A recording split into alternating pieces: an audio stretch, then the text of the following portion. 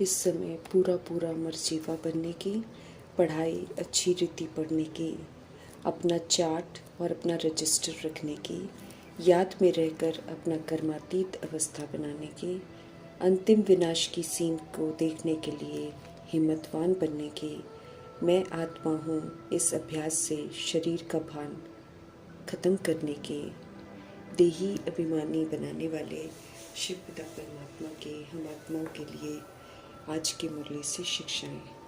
वरदाता परम पिता परमात्मा का वरदान है कि ये जो देह का भान है इसको त्याग दो, त्याग कर निक्रोधी बनने वाले निर्माण चित्त भव का वरदान प्राप्त करो।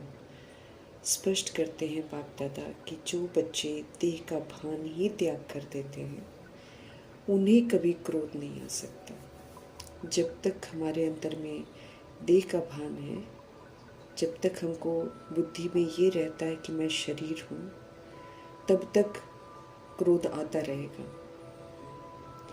स्पष्ट करते हैं बाप दादा कि क्रोध आने के दो कारण होते हैं। एक तो जब कोई झूठ बात कह देता है तो क्रोध आ जाता है, और फिर दूसरा जब कोई हमारी ग्लानि करता है तब भी क्रोध आ जाता है। तो ये दो ग्लानि करने से और झूठ बोलने से जो हमको क्रोध आता है वो इसलिए आता है क्योंकि हम देह के भान में हैं।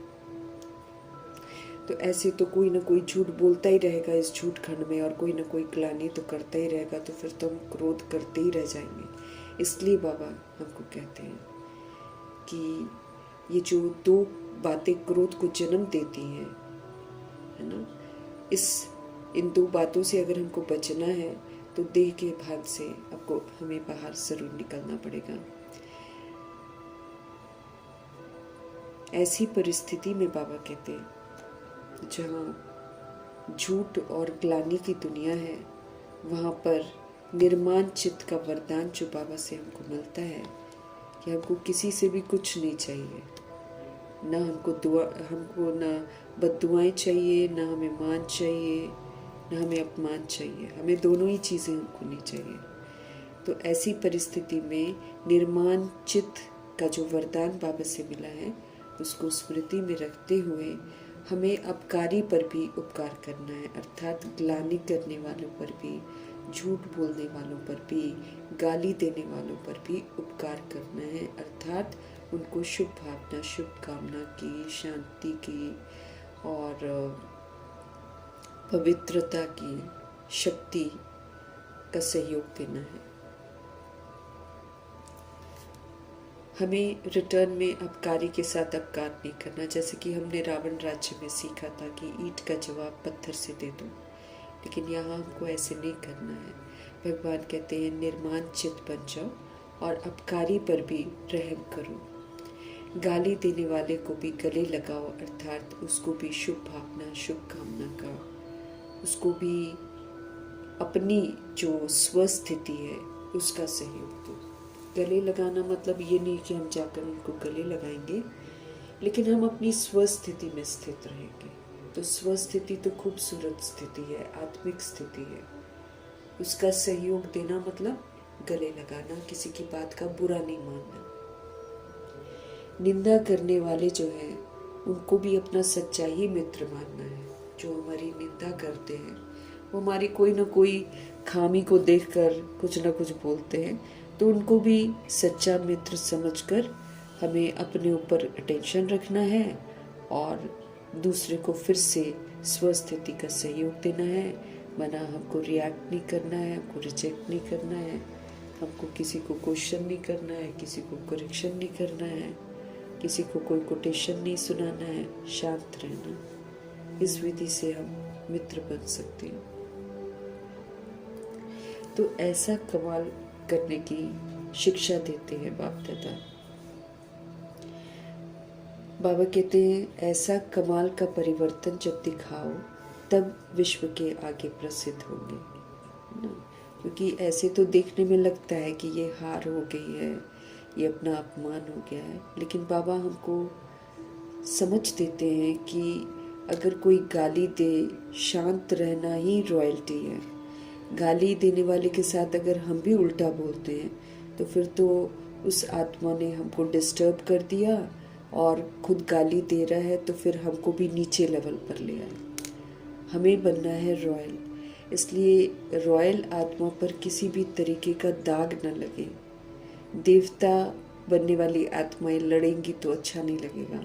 इसलिए बाबा कहते हैं कि आप ऐसा परिवर्तन करके कमाल करके दिखाओ जिससे ऐसी ऐसी परिस्थितियां आए जो हमको बोलने को उकसाएं, लेकिन हम मन चित्त से भी शांत रहें, आत्मिक स्थिति में रहें, प्रभाव में मुक्त रहें, हम दबाव मुक्त रहें। तो यही तो असली जीत है। ऐसा परिवर्तन जब हम अपने में दिखाएंगे तब विश्व के आगे हम प्रसिद्ध होंगे। अर्थात सभी जानेंगे कि ये अद्भुत शक्तियाँ इतना सहन करने की कहाँ से आई। फिर सबका ध्यान परमपिता परमात्मा की तरफ जाएगा। तो जब तक ये बुद्धि में है कि मैं बॉडी हूँ, तब तक ग्लानि भी अनुभव होगी और क्रोध भी अनुभव होगा, बातें झूठी भी लगेंगी, अपमानजनक भी लगेंगी। लेकिन जब हम देह के भान से ऊपर उठते हैं, जब हम अपने को आत्मा समझते हैं, तो आत्मा को तो ना कोई देख सकता है, ना आत्मा को कोई गाली दे सकता है। लोग गाली किसको देते हैं? शरीर को देख कर देते हैं। तो हम तो शरीर तो है नहीं। इसीलिए जब हमको गाली मिलती नहीं है, हम स्वीकार करते ही नहीं है, तो हम उपराम स्थिति में रहते हैं। उपराम स्थिति में स्थित रहने वाली आत्मा ही अपकारियों का भी उपकार कर सकती है। नहीं तो देह भान में रहेंगे तो हम अपकारी के साथ खुद भी अपकारी बन जाएंगे। इसलिए उपकार करना मतलब स्वधर्म और स्वस्थिति में स्थित होकर आत्मा को परिवर्तन करना है। क्योंकि जो आत्मा के साथ हम स्वस्थिति में व्यवहार करेंगे ना, वो अपने आप को जरूर परिवर्तन कर देगी। अदरवाइज तो लड़ाई का कोई एंड नहीं है। ये मौजों का युग है, संगम युग। प्रभु के साथ रहकर ज्ञान चिंतन, मनन चिंतन, स्वचिंतन, शुभ चिंतन, प्रभु चिंतन करने का युग है। भगवान के साथ सर्व संबंध मनाने का युग है। तो मौज का अनुभव करने के लिए बाबा कहते हैं, माया की अधीनता को छोड़ दो, अब स्वतंत्र बनो। माया की जो अधीनता है, परवशपन है, बाबा कहते हैं इसको छोड़ दो और स्वतंत्र बनो। मौज का अनुभव करना है, इसलिए हमको काम, क्रोध, लोभ, मोह, अहंकार रूपी, माया रूपी विकारों के वशीभूत नहीं होना है। ये कमजोरियां हैं जो हम धारण कर लेते हैं। बस अगर हम इन कमजोरियों को यूज़ नहीं करते हैं, अर्थात उनके अधीन नहीं होते हैं, तो हम स्वतंत्र बनते हैं और फिर मौज का अनुभव करते हैं। अब एक इशारे हमको मिल रहे हैं। अब लगन की अग्नि को प्रज्वलित कर योग को ज्वाला रूप बनाना है। अभी बाबा कहते हैं ज्वालामुखी बनो, और अर्थात योग को इतना पावरफुल बनाओ कि आसुरी संस्कार जो हैं, आसुरी स्वभाव जो हैं, वो सब कुछ हम भस्म करें, अपना भी भस्म करें और दूसरों के भी आसुरी स्वभाव और संस्कार को ज्वालामुखी योग से भस्म कर दें। जैसे बाबा कहते देवियों के यादगार में हमेशा दिखाते हैं कि ज्वाला से उन्होंने असुरों को संहार किया। तो ये ज्वाला क्या है? ये संगम युग का ज्वालामुखी योग है, जो खुद को आत्मा समझकर परमात्मा से लगाया हुआ जो योग है, वो ज्वालामुखी योग है ना। तो यादगार में जब मूर्तियां बनाते तो दिखाते हैं कि ज्वाला के साथ उन्होंने असुरों का संहार किया। वो फिर लंबे चौड़े असुर दिखा देते हैं। लेकिन बाबा कहते हैं एक्चुअली जब हम रावण के वशीभूत होकर संस्कार बनाते हैं, स्वभाव बनाते हैं, तो हमारा स्वभाव और संस्कार आसुरी होता है। असुर कोई व्यक्ति नहीं होता है बाबा कहते हैं, लेकिन ये जो आसुरी शक्तियां हैं ना, इसको खत्म करना है। व्यक्ति को थोड़ी खत्म करना है, आसुरी शक्तियों को खत्म करना है। तो अंत में आत्माएं आसुरी बनकर वो व्यवहार करेंगी, उल्टे कर्तव्य करेंगी। तो हमें जो काम अग्नि लगी होगी, जो क्रोध अग्नि लगी होगी, तो उस काम अग्नि और क्रोध अग्नि को भस्म करना है ज्वालामुखी योग के साथ। व्यक्ति को नहीं, उस व्यक्ति के अंदर जो आग लगी हुई है उसको भस्म करना है। आत्मा तो फिर इसी विधि से प्योर होगी ना, उसको मारने से थोड़ी होगा।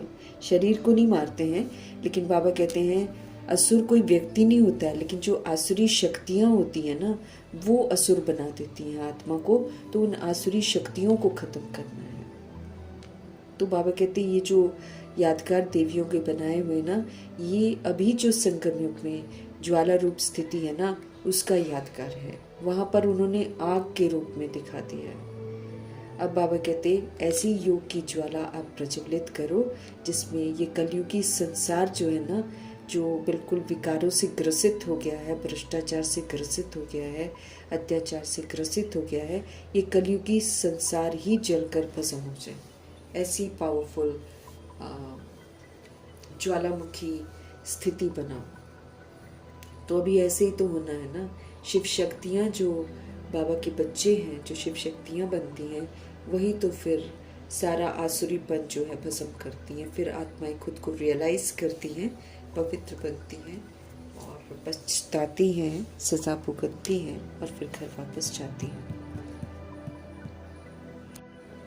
एक बाप दूसरा न कोई की प्रतिज्ञा निभाकर याद से हमें सतो प्रधान बनना है। लेकिन बाबा कहते सतो प्रधान बनने के साथ साथ पढ़ाई से हमको सच्ची कमाई भी करनी है। अर्थात पढ़ाई जो बाबा पढ़ाते हैं उसको जीवन में धारण करना है। पढ़ाई के समय में हम आत्माओं की बुद्धि इधर उधर न भागे, इस बात का विशेष ध्यान रखना है। क्योंकि एकाग्र बुद्धि होकर हम पढ़ेंगे तभी तो हम हर बात को समझेंगे। अगर बुद्धि इधर उधर भागती जाएगी तो बाबा की बातें यथार्थ हमको समझ में ही नहीं आएगी। तो पढ़ाई भी पूरे ध्यान से करनी है और याद में भी एक की ही रहना है, तभी हम सतो प्रधान बनेंगे और तभी हम ज्ञान से धनवान भी बनेंगे।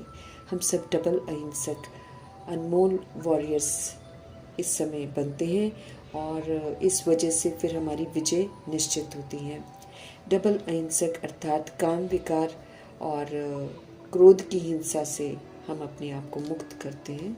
इन दोनों हिंसाओं पर जीत प्राप्त करते हैं, इनको कभी भी अपने जीवन में धारण नहीं करते हैं। और हम सब अननोन वॉरियर्स हैं, क्योंकि हर आत्मा जो है इस समय अपनी कमी कमज़ोरियों से, अपने आसुरीपन से, अपने क्रोध और कामनाओं से लड़ती है। ये गुप्त युद्ध है जो हम करते हैं, इसमें किसी तरह की हम हिंसा नहीं करते हैं, लेकिन बार बार 63 जन्म के यूज़ किए हुए क्रोध और काम अग्नि जो है ये हम पर हावी होने की कोशिश करते हैं, लेकिन हम इसको हावी होने नहीं देते हैं। हम सब विजय निश्चित अपनी करते हैं। बाबा को कहते हैं कि माया पर जीत पाने का पुरुषार्थ हम सब कर रहे हैं और हमारा लक्ष्य ही है कि हम रावण रूपी देह अभिमान और काम विकार, क्रोध, लोभ, मोह, अहंकार विकार जो है इसके वशीभूत होकर जो हमने स्व पर राज्य खो दिया, अर्थात हमारे कर्म इंद्रियां हमारे अधीन नहीं रही, हमारे मन बुद्धि संस्कार हमारे अधीन नहीं रहे, तो ये जितनी भी अधीनता है रावण की, इससे हम मुक्त होते हैं। इसको अब हम यूज़ नहीं करते हैं, अब हम रावण की शोक वाटिका में नहीं जाते हैं। ये भी बाबा कहते ड्रामा में युक्तियाँ रची हुई हैं। हमारी विजय निश्चित है क्योंकि भगवान जी हमारे साथ हैं। अगर हम परमपिता परमात्मा जी के कहे अनुसार चलते हैं तो विजय तो 100% निश्चित है। योग की ताकत जो है उससे हम विजय प्राप्त करते हैं, उससे हम दैवी गुणों को यूज़ करते हैं, उससे हम धारणाएं करते हैं। मन मना भव का महामंत्र हमको मिलता है, अर्थात मन को प्रभु में लगाना है। इस महामंत्र से हमको राजाई मिलती है, हम फिर आधा कल्प राज्य करते हैं। ज्ञान रूपी दर्पण में पढ़ते पढ़ते हमको अपना मुखड़ा ज़रूर देखना है कि हमने कितने पाप किए और कितने पुण्य किए। पाप और पुण्य का घाटा और फायदे का जो चार्ट है हमको मेंटेन करके रखना है और देखना है कि कहाँ हमें नुकसान पहुँचता है, तो वो कार्य हमको नहीं करना है। मीठे मीठे परमात्मा हम आत्माओं को बाप, टीचर, सदगुरु बनकर पालना देते हैं, हमको शिक्षित भी करते हैं और घर की भी जो पालना होती है बाप की वो भी देते हैं, और सदगुरु के रूप में तो हमको वरदानों से पालते हैं।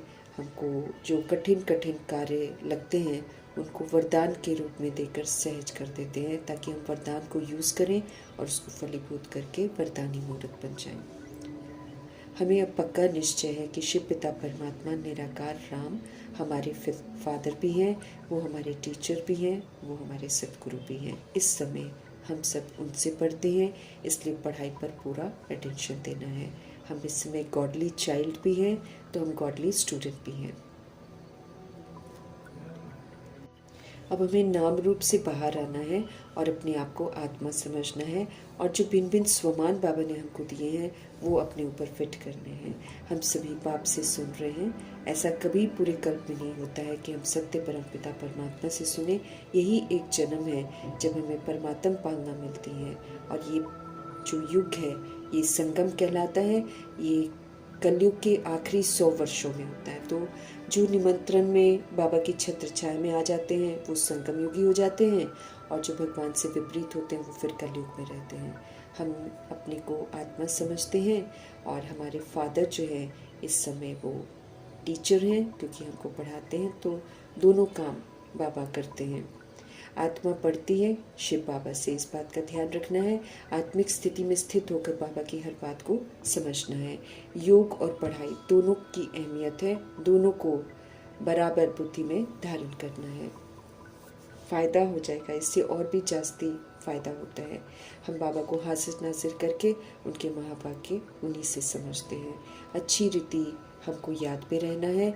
याद में रहते रहते हमारे सारे कार्मिक बंधन ख़त्म हो जाते हैं, क्योंकि फिर हम जब याद में रहते हैं तो हम विधि पूर्वक चलते हैं, यथार्थ चलते हैं, अपनी कर्मातीत अवस्था हम बनाते हैं। तो पवित्रता की ताकत हमको इस समय मिलती है। शिव बाबा हमको पढ़ाते हैं, तो हमारा योग जो है परमात्मा के साथ होना चाहिए। तो इस वक्त हमारा योग भी है, और इस समय हमारी सच्ची कमाई भी है। इससे हमें न खुद वंचित होना है, न औरों को वंचित होने देना है। सतो प्रधान बनने का पूरा अटेंशन रखना है। हम सब सतो प्रधान भी बन रहे हैं और साथ में ज्ञान धन भी ले रहे हैं। अपने को आत्मा हमको ज़रूर समझना चाहिए। हमारी बुद्धि इधर उधर ना भागे, इसको एक प्रभु में एकाग्र करना है। नॉलेज से फुल परमपिता परमात्मा इस समय हम आत्माओं को भी समझदार बना रहे हैं, स्वदर्शन चक्रधारी भी बनाते हैं। स्व का दर्शन कराकर फिर हम आत्माओं को बोलते हैं कि बुद्धि में इस चक्र को घुमाते रहो और अपने आप को परिवर्तन करते रहो। हम सब लाइट हाउस भी हैं, प्रकाश स्वरूप भी बनते हैं। नॉलेज मिलती है तो एक आंख में शांति धाम, एक आंख में जीवन मुक्ति धाम। हमको वापस घर भी जाना है, फिर हमको जीवन मुक्ति धाम में भी आना है। इसलिए मुक्त अवस्था और जीवन मुक्त अवस्था को यहाँ पर ही अनुभव करना है, जो कि हम तीसरी समझ के नेत्र के साथ कर सकते हैं। आत्माएं सुन रही हैं। बाबा कहते जब शरीर छोड़ेंगे तो आत्मा फिर ये जो भगवान के सिखाए हुए संस्कार हैं ये साथ लेकर जाएगी। अब हमें आसुरी संस्कार लेकर नहीं जाना है, हमको सत्यता और दिव्यता के संस्कार लेकर जाना है। हम सभी आत्माएं इस समय एक पावरफुल परमपिता परमात्मा के साथ योग लगाकर अपने आप को फुल चार्ज करते हैं। सतयुग से लेकर कलयुग अंत तक जब तक बाबा नहीं आते हैं हम सभी वियोगी होते हैं, अर्थात हम परमात्मा से योग नहीं लगाते हैं। इसलिए बहुत लंबे अरसे तक हम जब उनको योग नहीं लगाते तो बिल्कुल विस्मृत हो जाते हैं ना। इसलिए अब बार बार आत्मा और परमात्मा का पाठ हमको पक्का करना पड़ता है। इस समय हम योगी बनते हैं, बाप समान हमको योगी बनना है। योग सिखलाने वाले हैं ईश्वर, और उनको कहा जाता है योगेश्वर। तो अभी ब्रह्मा जी की आत्मा परमपिता परमात्मा से योग सीखती है, तो फिर योगेश्वर बनकर वो कृष्ण का मर्तबा लेती हैं। योग सिखलाने वाले तो सिर्फ परमपिता परमात्मा है, वही राइटियस योग हमको सिखाते हैं।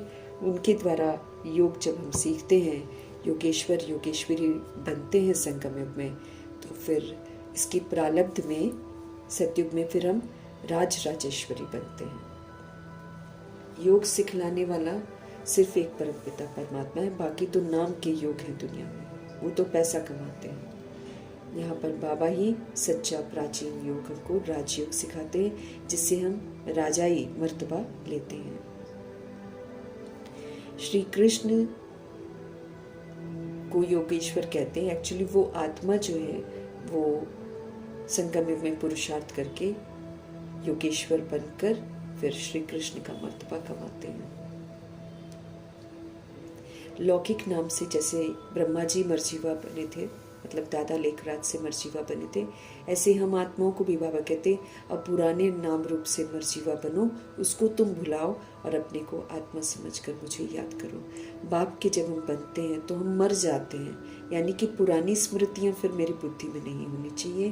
पुरानी चाल, पुराने बोल बाबा कहते हैं अब समाप्त करो। संस्कार जो हैं वो अब राइटियस संस्कार हमको धारण करने हैं। फिर राइटियस संस्कारों से मुक्ति धाम के संस्कार, मुक्त संस्कार और जीवन मुक्ति के संस्कार लेकर फिर हमको वापस घर जाना है और फिर जीवन मुक्ति धाम में आना है। नया पाठ, नई प्रारब्ध हम बना रहे हैं। ये बातें जो है अभी हम सीख रहे हैं, ये हमको याद नहीं रहेंगी, बाद में हम भूल जाएंगे, लेकिन अभी सारी अनुभूतियाँ भी हैं, अभी सारी स्मृतियाँ भी हैं, इसलिए इसका भरपूर आनंद लेना है। फिर नए सिरे से सारा ड्रामा फिर से शुरू होगा। बाबा को जैसे संकल्प उठा कि नीचे जाऊं, बच्चे इस समय दुखी हैं, परेशान हैं, तो बाबा आकर हमको हर बात सुनाते हैं। फिर ड्रामा अनुसार बाबा कहते हैं उनका पाठ शुरू होता है और ड्रामा अनुसार फिर संपन्न हो जाता है। हम आत्माएं अब सुनते हैं, फिर पुरुषार्थ करते हैं। दिन प्रतिदिन बाबा कहते हैं सब कुछ वृद्धि को पाएगा और दिन प्रतिदिन बाबा कहते हैं अवस्थाएं ऐसी हो जाएंगी कि साहूकार जो आज बने हैं, जो भी अत्याचार करते हैं, वो सब रंग हो जाएंगे, सबका पेट पीठ से लग जाएगा, आफतें बहुत आएंगी, मूसलाधार बरसातें भी बहुत पड़ेंगी, सारी की सारी खेती जो है वो पानी में डूब जाएगी, नेचुरल कैलामिटीज आनी है, भूखमरी तो होएगी, बेगरी पाठ तो होगा।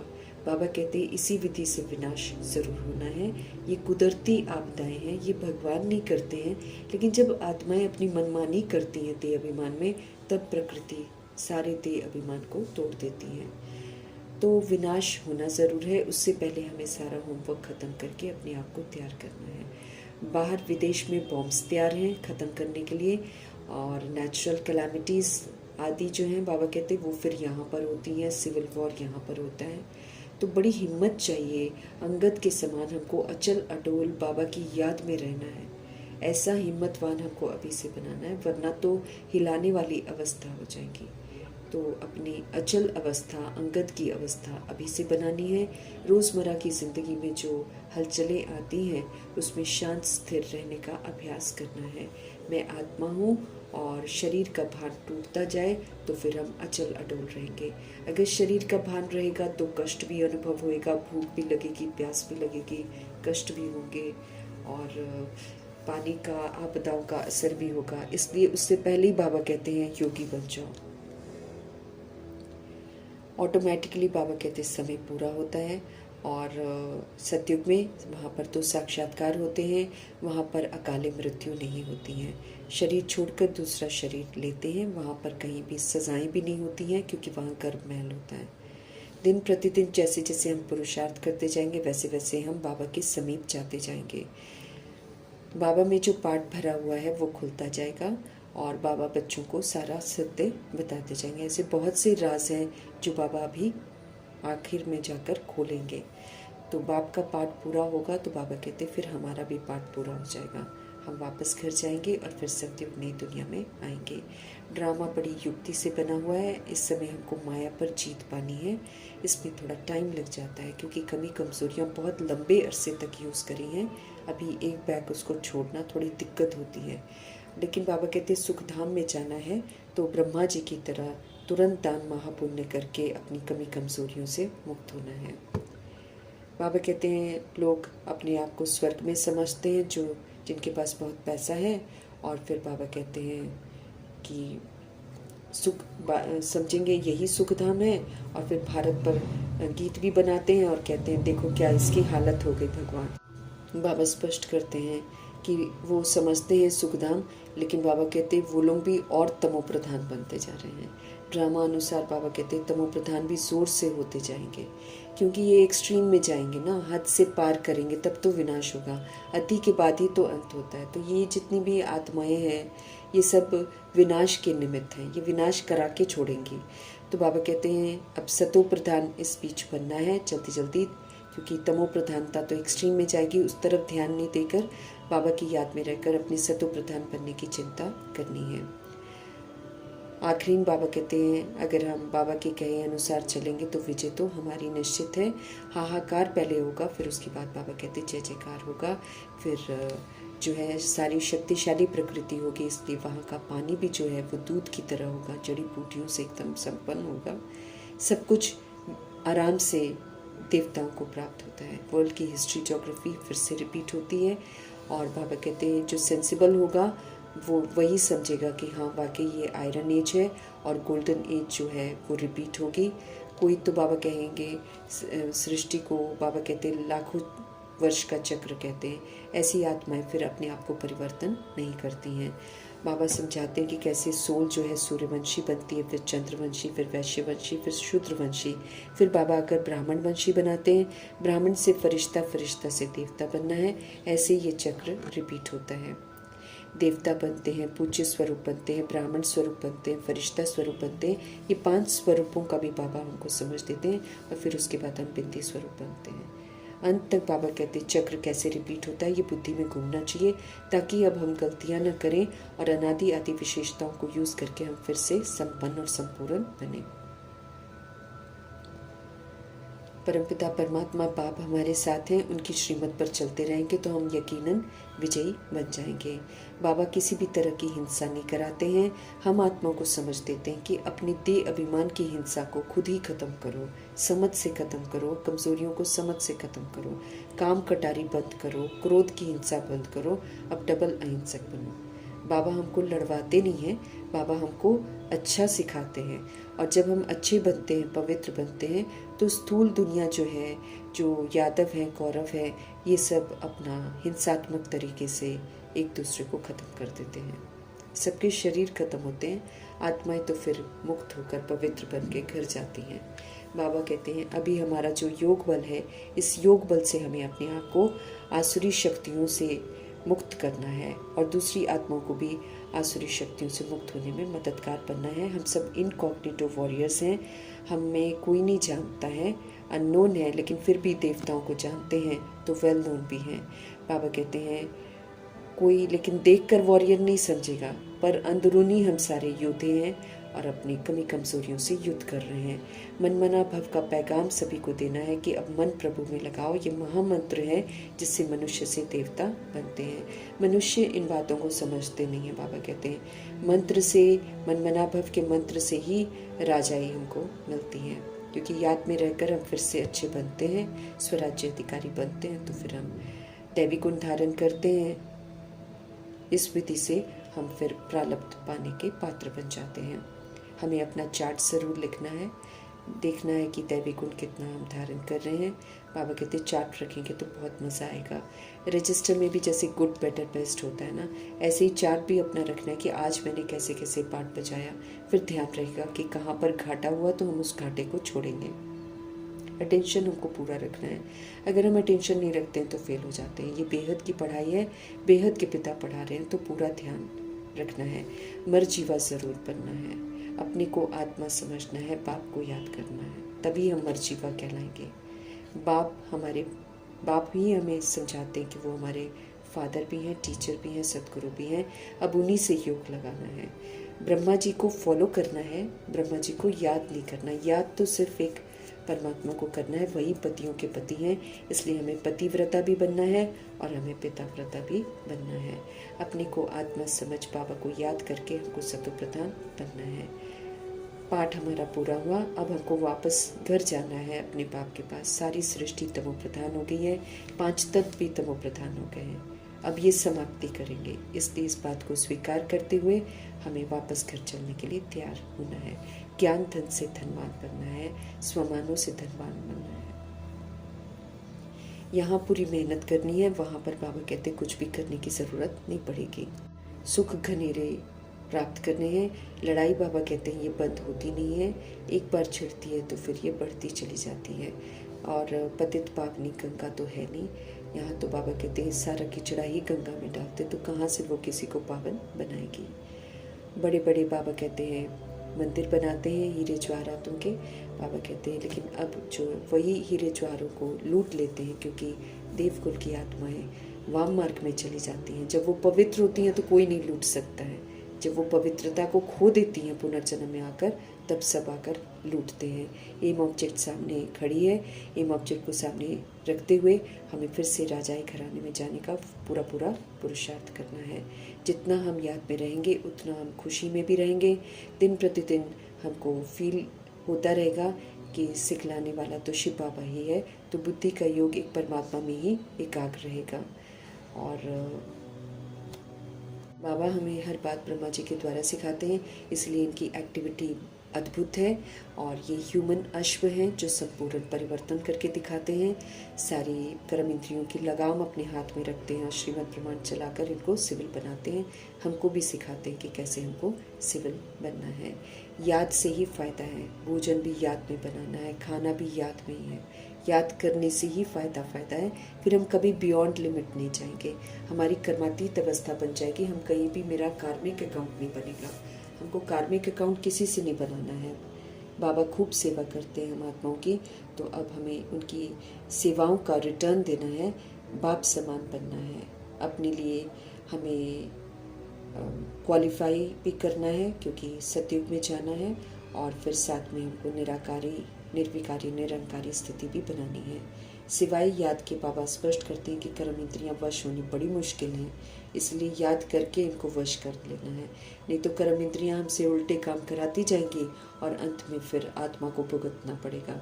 इसलिए ऐसी सजाओं से मुक्त रहने के लिए बाबा की यादों में रहकर कर्म इंद्रियों को कंट्रोल करना है। मन बुद्धि संस्कार को भी कंट्रोलिंग रूलिंग पावर से एक प्रभु में एकाग्र करके भरपूर जो कमाई है उसको कमाना है।